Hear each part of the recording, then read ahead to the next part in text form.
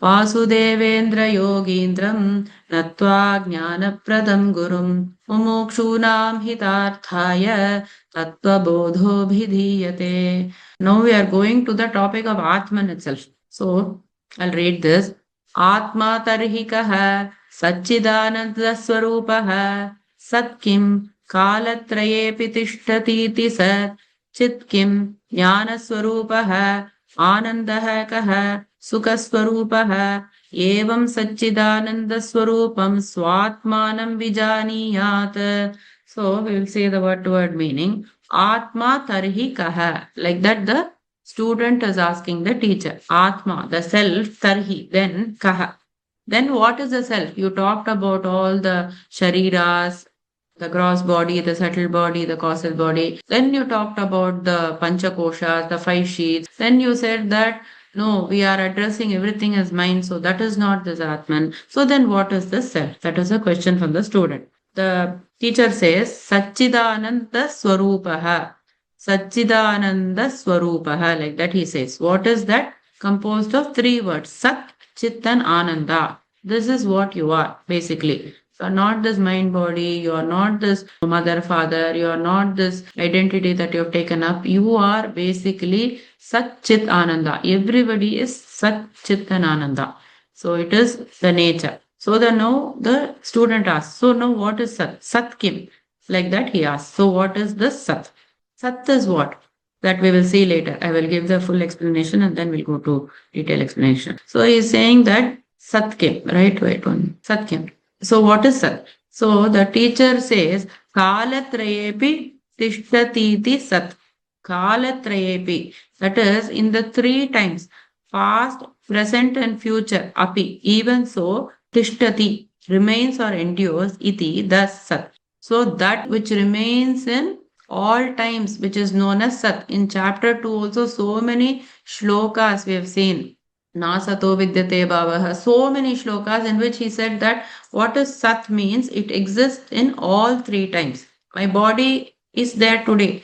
Yesterday it didn't exist. I had to take birth. Tomorrow it may not be there. Like that, anything which you take in this world, it will not be there in all the 3 times. So what remains in all the 3 times is known as Sat. Then the student asks, Citkim. So then what is Chit? So Chit is, the explanation given is jñānasvarūpaḥ. So it is the very nature of knowledge. By what you are knowing everything, that is known as Chit. The consciousness component is known as Chit. Then ānandaḥ, like that the student asks the teacher. That means what is Ananda or what is bliss? You use 3 words, Sat, Chit and Ananda. Now what is this Ananda? So the teacher is saying it is sukhasvarūpaḥ. Sukhasvarūpaḥ means it is the essence of happiness. What you are running after day in and day out, by which you think that I will get the happiness, this house, this relationship, whatever it may be, what you are running after, that is happiness you are thinking. It is not permanent happiness. The sukhasvarūpaṃ is you. It is unending happiness. It is bliss. That is sukhasvarūpaḥ. Then he says, evaṃ saccidānandasvarūpaṃ svātmānaṃ vijānīyāt. Like that he says. Evaṃ, thus, saccidānandasvarūpaṃ, having the nature of existence, consciousness and bliss. Sat svātmānaṃ, one's own self is only that. You don't need to go and search anywhere. You are that Swarupam. Vijānīyāt, you should know or realize. So thus one should know oneself as being the nature of Satchidananda. Meaning is, the self is the nature of existence, consciousness and bliss. So what is the self? Was asked by the student to the teacher. So the teacher says the self is of the nature of existence, consciousness and bliss. So what is existence or Sat? Asked the student. So for which the Guru said, that which remains unchanged in past, present and future is called as existence. What is consciousness? It is the very essence of knowledge and awareness, told the teacher. What is bliss or Ananda? It is the intrinsic nature and it is of the nature of happiness. Therefore, one should understand that one's own true self is Satchitananda, ever existent, ever conscious and ever blissful. So, if we take Chit Swarupam, I am existing in this world. I am the subject. I am experiencing this world. So I am drinking this coffee. I am enjoying the snack, whatever. You are the experiencer. I am the subject and there is an object which is being experienced or enjoyed. I am always experiencing something, isn't it? When I wake up, the moment I wake up, to the time I go to sleep, I experience something. Without knowledge, how can you experience? Knowledge means what? Without some knowledge being passed. To say that this is tasty, something goes from here to the tongue to taste it, right? It goes to the tongue and I say it is very tasty. So there is a knowing happening.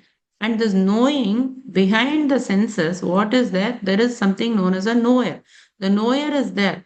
Like there is a teacher, the teacher is teaching the class. Suppose every student in the class disperses, the teacher is still there. So, like that only, the knower is always present. We know it, there is a knower because we experience things.